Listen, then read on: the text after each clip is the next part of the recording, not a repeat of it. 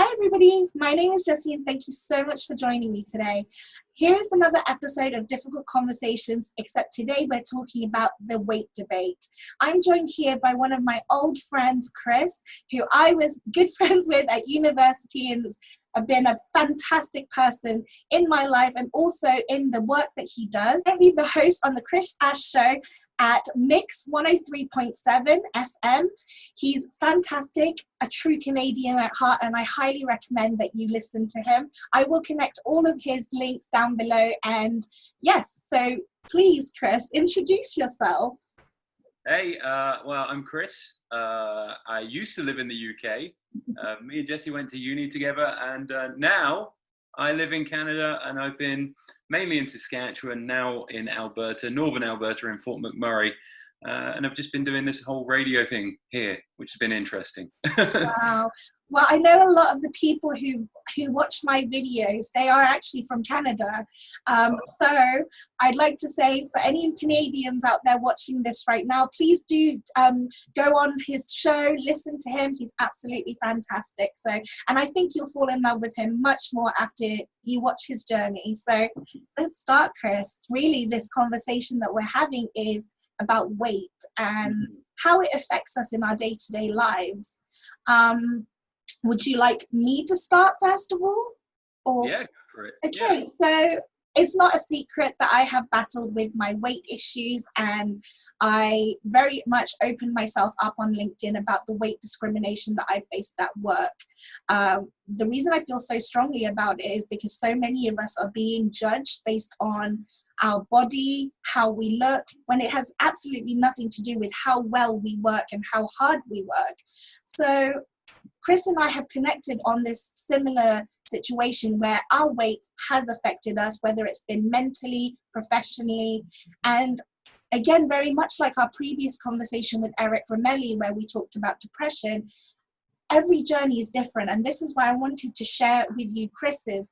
Chris, I'm beginning my health journey, and Chris is actually fantastically in the middle. Would I say in the middle of his? He's way more advanced, and I really would like him to share with you his journey and how he's been finding it. So Chris, please tell us, well, let me start with a question really.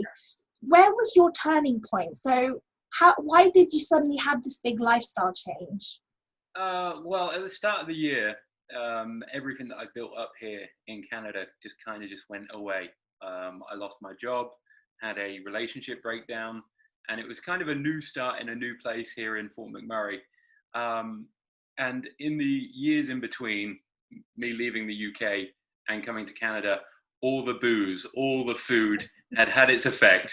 And I was probably the heaviest I'd been ever, really. And I've done big weight loss before. So I didn't expect in my life again I'd have to do it. Sorry, my cat's trying to come in.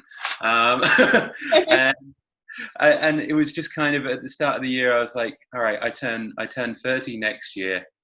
There we go. And I just want to, be the fittest I can be the best person I can be. And I understood that my weight wasn't the big thing that was dragging me down, but it was one of the things that was dragging me, because it was making me look at myself in a bad way. And one day I just laced up my running shoes, which I had for about a year, never used.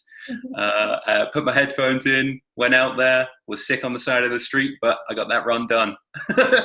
Wow. You know what's so amazing is I actually remember being at uni, and I don't know whether it was the start of your running journey, but I remember you were so dedicated to going running, and each time you came back from your run, you were like, I've just gone that bit further, and you could see how excited and happy you were. So it's great that you went back to that, really. Yeah, and it took me a while to get back to it, because at uni, that was where my first big weight loss was. And I kept that off for years. But I think my second summer here in Canada, I got hit by a car. Oh my God. So I had 2 fractures in my hip, 1 in my shoulder. And from then until probably this spring, I wasn't sure if I could run. And I didn't want to test it. because I didn't want to hurt myself again. Mm. And I think that also was a big part of it, not having confidence that I could do it. But what I've proved is I can do it, and I shouldn't have let it hold me back. That's so amazing. I can't believe that. Like, it kind of makes sense that you had some fear with the whole running thing, because of course any normal person who's had something so traumatic happen. Are you okay now? Yeah, I have to do a couple more stretches. I do exercises to get it back to how it was.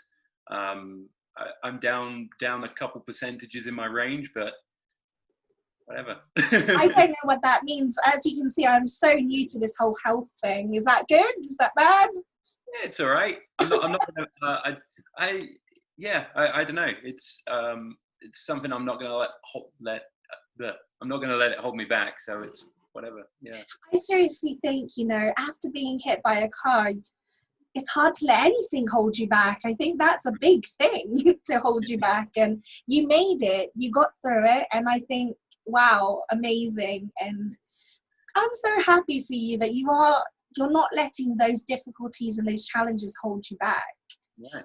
Question about your weight again. I'm sorry, your weight. But this is what the topic is about, to be honest. It's going to be about your weight all day. So how did your weight affect your personal life? I think it was something that affected my last relationship. Okay. Sure. Because it was something that bothered me, and it bothered my mental well-being, which in turn then I took it out on her. Mm-hmm. And I wasn't the nicest person for many reasons in that, but my weight was one of them. It was always something that would come back to, because I would be in my head, I'd be like, I'm fat, Yeah. What am I doing? Why? Yes. And again, at that point I was letting my accident hold me back as well. So I'd get frustrated because I wasn't doing the things to make me feel better. And exercise just has such a healing power for me as well. So I've heard. And yeah, it's one of those things. I completely understand what you mean with, your weight kind of changes your or your mindset on things. I never said this to you. Well, of course I wouldn't have said it to you. It's not an open thing at all, but I experienced some bullying at university that really affected my mental health, and it stopped me from wanting to go out. And I really stopped, at least in my third year. Towards the end of my second year, third year, I found my weight really piling on, because I found that I no longer wanted to do, first year I was in cheerleading, I was in netball, I was so excited, doing all these things. Actually, Chris, this has nothing to do with this, but I don't know if you realize this, but you are the sole reason why Scott and I are together. And I don't know if I've ever told you that, but it's true. Was it my birthday night? It was your birthday, and I really didn't want to go out at all. And you were like, come on, it's my birthday. And because of you forcing me to go out on your birthday and letting me wear your hockey jersey, I had the love of my life come up to me and tell me to take it off so that he could see what was underneath, which was nothing. But yes, no, thank you. If I never thanked you for it before, I thank you. But sorry, going back, I experienced some bullying at university that really affected my mental health. And I stopped going out and stopped doing the things that students do, and, really living your life. And then when I graduated, I moved to Croydon, and I had an abusive ex-boyfriend who found out where I was moving to, or at least the area I was moving to, and basically threatened to do a lot of awful things to me. And because of that, and I didn't realize it, but because of what had happened, I stopped going out. I stopped doing anything at all. And I used food as a comfort mechanism, because it was almost like, okay, well, I can't go out and hang out with friends, so I'm just going to cook myself a nice dinner to feel better. And that's where it started, is this whole idea of food becoming your main companion, essentially. So it's a bit different. It's a bit different. How did my weight affect my personal life? Well, it meant that as the weight got more and more, as the weight built up, it became harder to lose it, and it became an excuse all of a sudden. Like, it's an excuse why I feel ugly.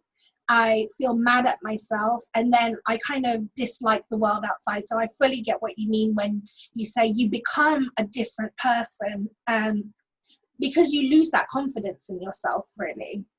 I wonder, has your weight affected your professional life at all? That's an interesting one. I would say, yeah, probably, because so much of what I do is based on my mood. Mm-hmm. You know, so if I'm having a bad day, I'm still going on air and I'm still being like, hey, blah blah blah, Justin Bieber, blah blah, that kind of stuff. But sometimes, some days it's hard to fake it, and I find my creativity would almost disappear if I was having a real bad couple of days. Mm-hmm. Which in turn, yeah, it would affect my professional development. Not that I've had, I am so happy with how it's gone so far. But yeah, it could be better, and a lot of that could be down to probably the last job I had, I was working evenings, so it was really inconvenient, and that's probably where all my weight started piling on. Mm-hmm. And then you're just getting quick meals, and your sleep schedule's weird and whatever. So yeah, that would have, yeah. And then moving forward, so once you made the decision that you felt like your weight was holding you back, how did it feel to suddenly be like, okay, well, I do need to make these changes? It took me a while to actually get around to doing it, because probably about this time last year I started. But then I hurt my knee running, so I stopped for a week, and then I didn't start again. Mm-hmm. And it feels like such an impossible thing when you step on that scale and you're like, all right, I want to drop 50 pounds, which is what I've done in 5 months, which is crazy, but that's amazing. It was. I can remember stepping on the scale and being like, okay, I'm doing this now. This is happening. How long is this going to take? And it's just, and I think that's something that can discourage people as well, because you can go weeks. I throughout the last 5 months, I've gone weeks where I haven't lost a thing, or I've gained weight for no reason because I'm eating well, I'm whatever. Yeah. And I can see how that would have discouraged me in the past, but I was so set on doing this time. We got to do it this time. Yeah. And I just didn't let those days hold me back. And if I was having a bad day and I wanted some McDonald's, I'd get some McDonald's, because otherwise I'm going to fall off the wagon. Because I'm not allowing myself things. Yeah. That's kind of the journey that I want to take myself on, and I'm doing it publicly, because that is the trouble with weight loss, or trying to make yourself put yourself into a healthy place after not being healthy for so long, is that it's so easy to be discouraged. And the reason I want to do it publicly is because I want to show ordinary people just like myself and just like you that it is possible to do. But exactly your words is, as long as you commit to it, as long as you tell yourself this is what you're going to do. And I'm really so thankful that you have said, sometimes if I want McDonald's, I'll get it. Because you're right. Sometimes you have to allow yourself to have those little treats. And I can hear these like fitness gurus going, oh my God, no, not McDonald's. But someone I'm working with right now, he's called Chris Anderson. Chris Anderson, oh my God, it's because I'm talking to you, Chris. He's called Gary Anderson, and he's very much all about allowing yourself to do things at your own pace. And as long as you're not sat there eating McDonald's for, 5 days a week, he's like, yes, have a fizzy drink if you want that fizzy drink, but know that it's, that one cheat thing, and then you have to work hard to then, earn that. And so everybody is different, and I really want to push that message, the idea that it's not an easy thing and it's not a quick fix. The moment you said to me, oh, I started my journey last year, I suddenly went, so I'm going to take at least a year to to get halfway. And so I want to know, what has been the most difficult thing about trying to change your journey or trying to go onto your journey with your health? I think the most difficult thing for me was realizing that there was issues. There was Okay. issues with there were reasons behind why I was eating. There was reasons behind apart from just keeping alive, but like eating lots. Yeah. But the big thing was reevaluating my relationship with alcohol. Okay.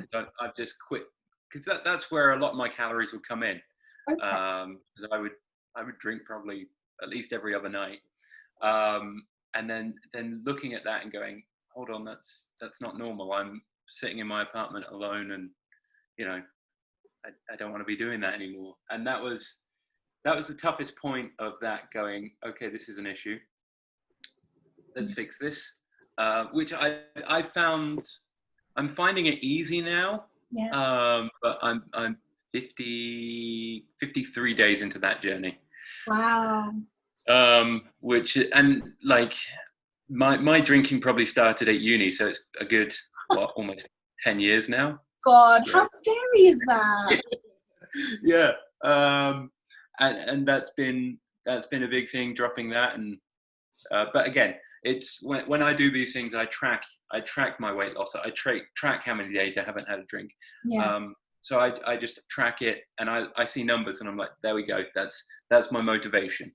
Yeah. That's so good. It sounds very regimented, but it does sound like it's a good way to hold yourself accountable. Yeah. I have to admit that I do not have as much restraint, and I'm lucky that I don't have the issue with alcohol in the sense that I don't really drink, to be honest. But my biggest issue is binge eating, because especially with lockdown now, but it's weird, I feel like I have lost weight since lockdown, but that is out of sheer, like, I just can't be bothered to cook. I just want to sleep all the time. I mean, a big part of weight and having difficulties with weight really affects your mental health as well. How do you feel like it affected you? Yeah. I didn't value myself as much as I do now. I wasn't living the true life I should be living. Of I was I'd gone back into being shy and not as loud and whatever. But yeah, and I wasn't valuing myself, and I was taking it out on others, which sucks. That is, I mean, that affects me mentally now more than whatever, the way I treated people because of how I saw myself. You know something though, Chris, and I'm not a counsellor whatsoever, but I have been going to counselling for my anger, mainly to do with self-loathing, and something that I'm taught and something I'm still learning is actually what you did in the past was your past self, and sometimes you have to give yourself that forgiveness, because otherwise how can you be that good person that you want to be if you're still looking at yourself the way that you did when you were maybe not as a nice person, you know? And the one thing you can do to make it up to those people that you might have hurt in the past is to just be a good person now and look after yourself. And this is kind of the journey that I'm going under, is because I've hated myself for all my life, and there have been people I have also hurt as a result of how I felt about myself. And I realized that when you feel good about yourself, you want to share that joy with other people. And that is how you spread that positivity and that kindness. So I'm really glad to see that you are taking time to actually learn to love yourself. It sounds vain, but it's so important. You have one body, one mind, and that is so important. So my next question really is, do you feel like you have you had bad days during your journey where you just thought, oh, fuck it, I don't want to do this anymore. It's not worth it.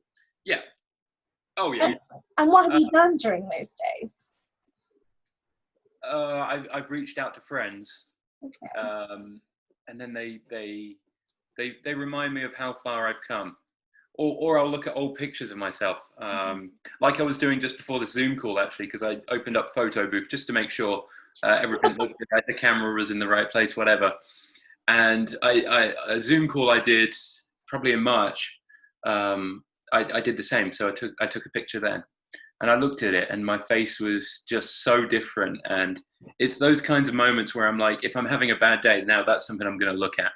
I've got it saved on my phone now, just so I can go, all right, look.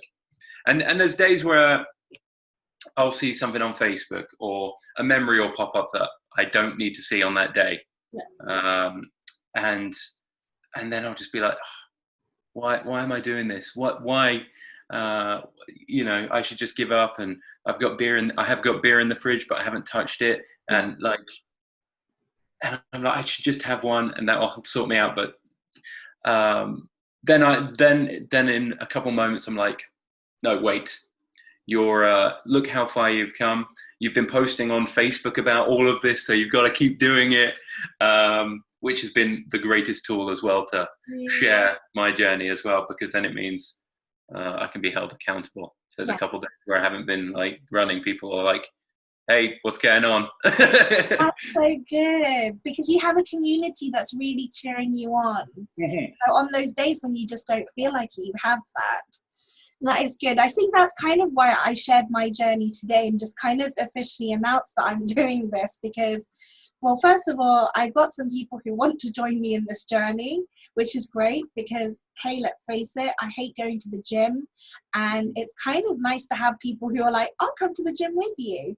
So that's nice. But at the same time, it's just, you're right, it's a place where you're held accountable, because let's face it, sometimes we're not the best people to hold ourselves accountable.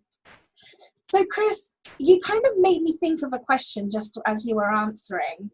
Why are you doing this whole journey? Why are you trying to make yourself healthier? Well, a couple Christmases ago, I was at my grandparents' place in Toronto. Sorry. And the last time I was there, I was still keeping my weight off, and I got there, and it's just something my family do, always mentioning people's weight. It's like, oh, you're like just tapping on the belly and that kind of stuff. Yes. And that kind of just made me feel awkward. And I just wanted to become a better person, so that's why I've quit booze for now. Who knows how long that's going to go on, but and I'm just trying to figure out ways to be a better person, because there's many reasons why I wasn't the best person, but becoming the best person is as you say, it's a gift that I can give.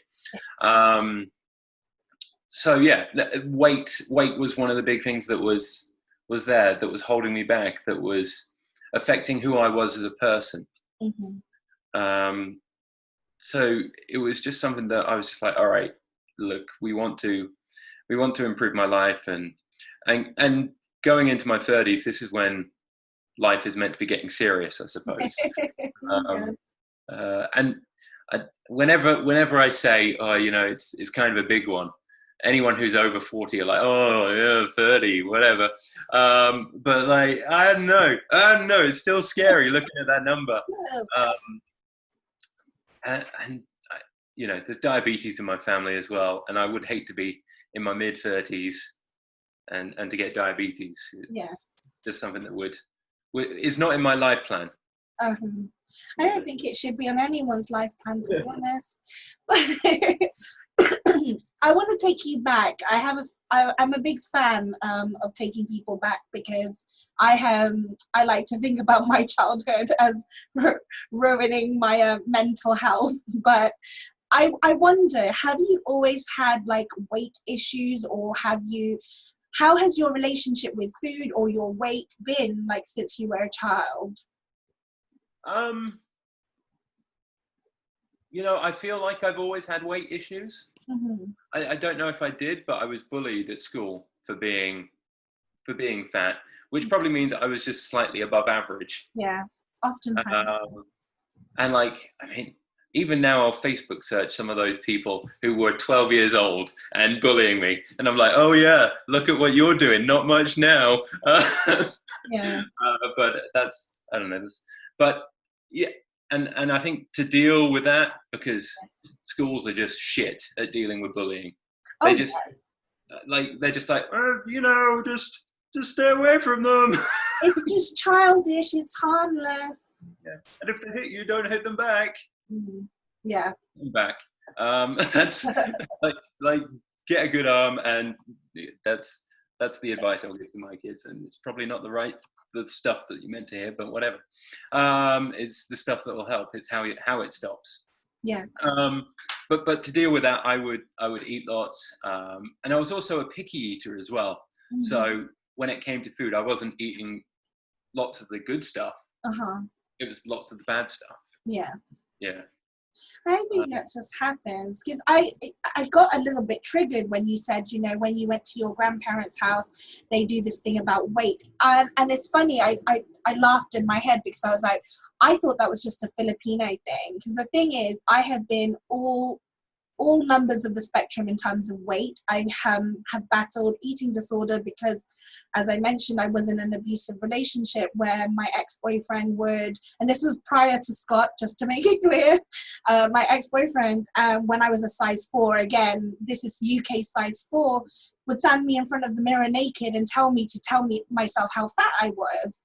And another thing that he did was when we went out to a restaurant, and I don't know why I pretend to this all the time. I always go, a restaurant. We were at Wagamama's. It was the first time I'd ever been to Wagamama's before, because my family aren't big on eating out. So it was my first real restaurant experience, and I was an adult. But anyway, he ordered his meal, and then it was my turn, and I tried to order, and my ex was like, oh, no, she'll have chicken broth.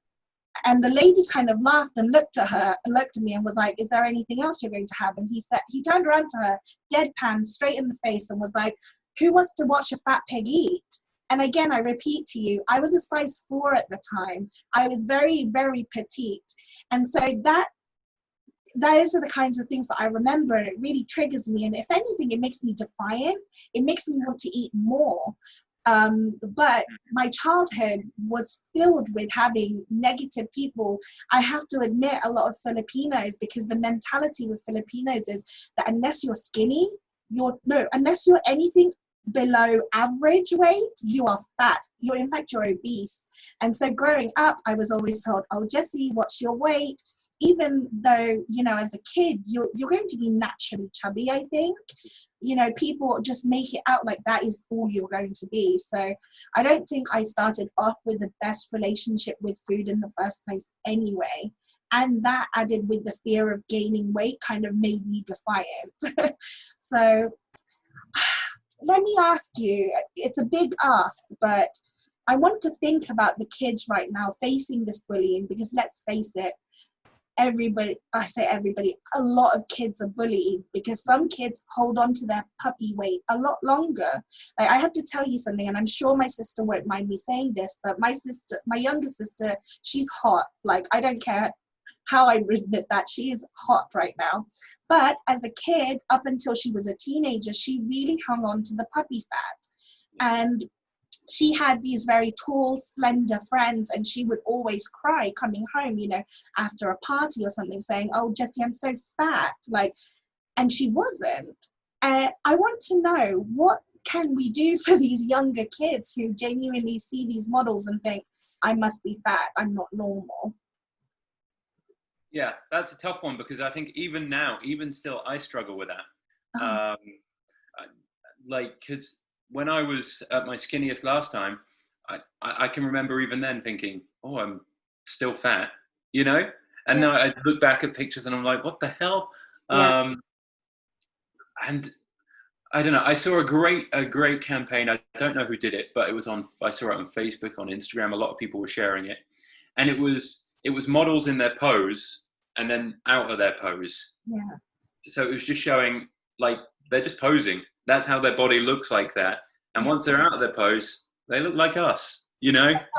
Really? Yeah. Yeah, and it was incredible. It was a beautiful series of pictures of just showing people as they are and not on that glossy magazine.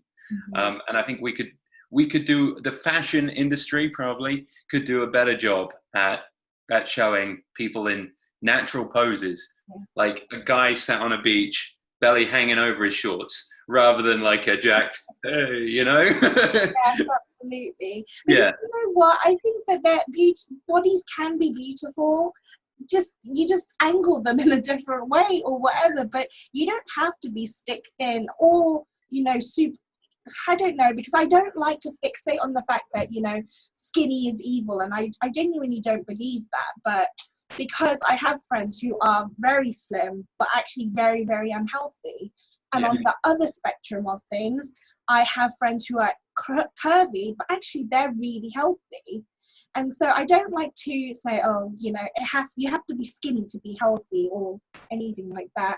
For me, I wish that there was more understanding around weight when it comes to younger children, and that rather than fixating on or making them more aware that actually a lot of these models or a lot of these people that you see on TV, they're heavily photoshopped. It's very altered. And I'm really glad that you do have models like Gigi Hadid. Like, I never really rate her on anything, but she did an interview many months ago where she was like, actually my body isn't what you see on the magazines, and she outright said that. And so I think if we could get more celebrities to admit that they have some flaws because they're human, I yeah. think that would help kids feel a little less pressure to look a certain way. Another big part of that as well, I've just thought of is like, even in cartoons and kids shows, Mhm. the fat kid is always the stupid, silly one. Yes. Like in Recess, there's the bigger guy, and I can't remember his name, and he's dumb, he's whatever. Mikey. Yeah, yeah, and it's that's something that's a problem throughout entertainment, actually. Yeah, Yes. Nickelodeon, if you watch it, I still watch Nickelodeon. I'm not even ashamed to admit that. But I know iCarly isn't running anymore. And I don't even know if anyone watching this would know what iCarly is. Wrong yeah, age, wrong age range, I think. But iCarly, there's this character called Gibby, and he's adorable. But of course, he's the clumsy, chubby one. You're right. I never even thought about that. And if you think about it, that's kids' shows. Kids are learning from a young age that if you're fat, you have to be funny. Otherwise, you're just fat and geeky. So that's so sad, and I hope that things do change. I think I think a lot of it has to do with if we open up the eyes of parents to see how weight is being discussed in society, maybe hopefully they can help raise kids to be a bit more confident in themselves. yeah. Because at a young age, I really think that weight and your body should not be a topic that you're talking about.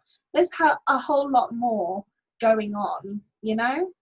But Chris, if you could tell your younger self something, what would you say? When you were being bullied, what do you wish you could have said? Um, I wish I wish I could have told myself just to be a bit more confident, um, because I had such good humor building then. I was genuinely a really nice kid, and all my school reports say that. But I just let the stress of that just get over the top and really affect me. And I wish I could have calmed down and just not got angry about that stuff. And I held grudges against certain kids. Mhm. Well, I still do, obviously. So do I, don't worry. And I just wish I was just a bit more laid back. I wish I could have enjoyed my teen years a little more. Instead, it was a lot of me worrying about how I looked, who liked me, and whatever. But I had a great group of friends, and sometimes I didn't have a huge group of friends, but I had one or two great friends who I Yeah. still talk to today. Um, and I had great people who pulled me through that, and I didn't realize the great support network I even had at that age. Mm-hmm. And you know, I knew people cared, but I wish I knew that more, that people cared, and I was to be valued. And you know, the kids that are doing this, they're probably facing their own problems as well, because that's why they're acting out, that's why they're doing this, so they're going through something as well. So I wish I had the understanding that they're having a tough time too. Yeah, I think, you know what, you're right, because when like I said, when you feel bad about yourself or you feel ugly inside, you feel like you don't deserve to be treated like a human being. And actually, people seem to think, and I don't, when I posted my body discrimination on LinkedIn, I was expecting people to have some kind of negative thing to say, but mainly I thought it was, don't blame someone for your weight, this and that.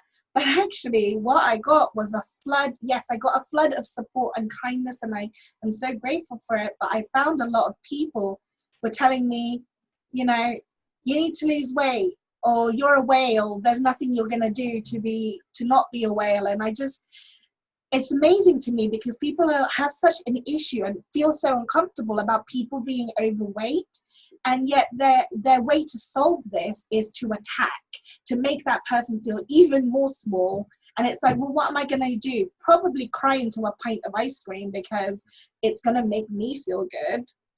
So, and also I wonder, these people who are saying these things, do they feel good when they say it? What is it that they get from it? And not that it's okay anywhere, but why on LinkedIn? Why are you doing that on a business platform? Oh, not, and that's not me saying, oh, it's okay to do those comments, but like, LinkedIn is the worst place possible, apart from like in a workplace, to say that. Oh, you know? trust me, these people will be bold enough, and they feel so strong enough to talk about this so publicly that I'm like, well, on your picture it says you're open for work opportunities. Let's hope that your future employers don't see what you just said. But I've got plans for those people, because I hold grudges. But in saying that, you know, I understand why you hold grudges, because I do the same thing. I genuinely believe that when we finally get to that point of really happy within ourselves, we won't want to hold those grudges anymore. So I believe that. I have a two-parter with you, and I won't keep you much longer. It is a little bit hard though. I want to look at it from two angles, Chris. So we'll start off with the negative one.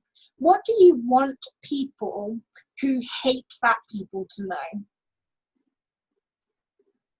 I don't know. Like, I don't understand how you can hate people for how they look. Your hate should be evaluated on their beliefs, if they're bigoted or something like that. And even then, hate is a big word. I don't like to hate people. I like to. Last summer, I met someone who was a racist, a homophobe. He was also, he'd done time for being a sexual predator, and he was saying that he'd been judged wrong, and I couldn't get over the fact that he was judging black people, he was judging gay people, and then saying, oh, I'm being judged wrong. And that was, and even then I didn't hate him. I was just trying to share light.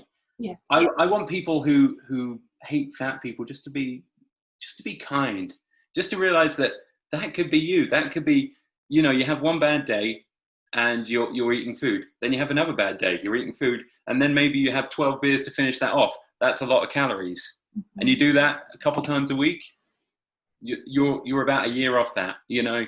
It's it could easily be you, and still they're people as well. Yeah. Maybe, I mean, there's a lot of great successful people who are larger than average, and they're just the greatest people. They're living their best life. Mm-hmm. You know, whatever. That's so powerful, Chris, and I really, really appreciate what you just said. For me, I just would like, actually, you kind of stole my answer, Chris. I just would like people to have a little bit more humanity, that weight isn't just a black and white situation where someone's fat because they're lazy, because they're, you know, they eat a lot. Actually, yesterday I met a lady who struggled with her weight issues.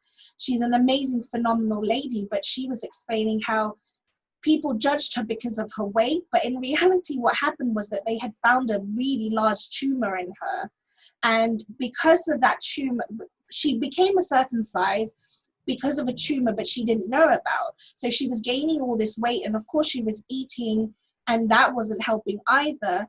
When they took the tumor away, she lost a ton of weight, but then her health was still impacted, and so she found the weight cracked on again. And it wasn't until she got into an understanding of what was happening to her body that she realized how to become healthy. But the fact is, she had suffered a lot of negativity, because people were like, you're fat, so you must be this, that, and the other, rather than actually you have some serious health issues. And again, it's like, a lot of people who want to lose weight, it's not easy.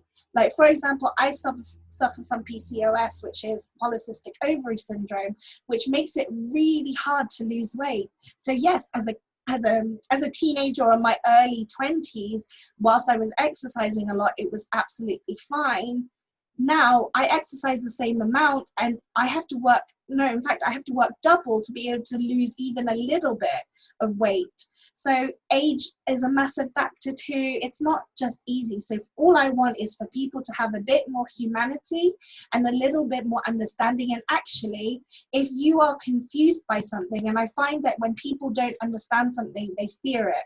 When they fear it, they automatically think that they don't like it, or they hate it, or whatever. So if you have to ask, if you're wondering, just ask. You know, it's better that you ask rather than come at me with hate.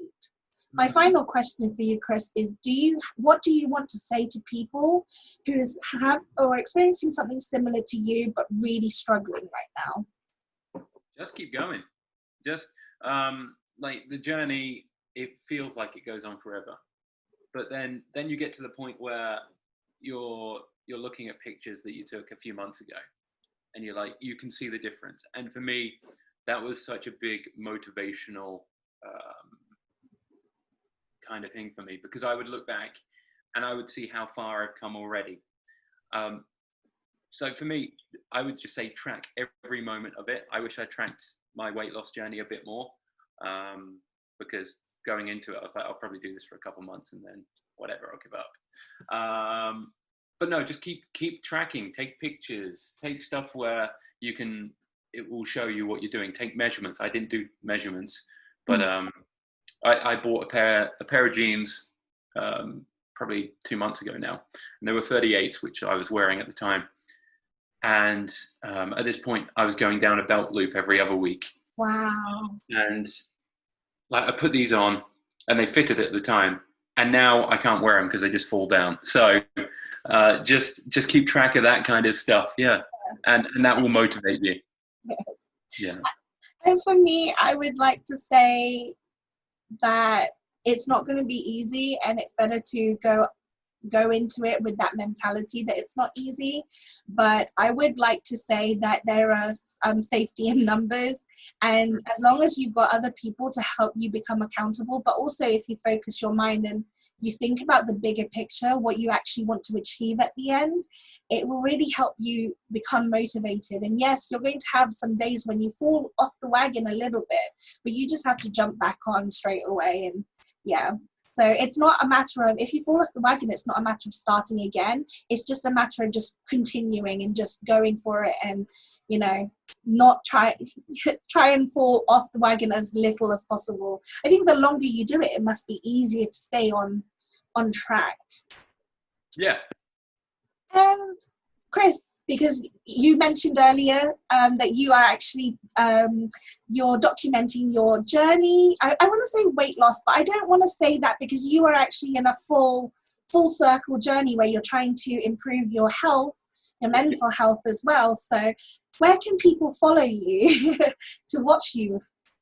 I'm all over the social medias.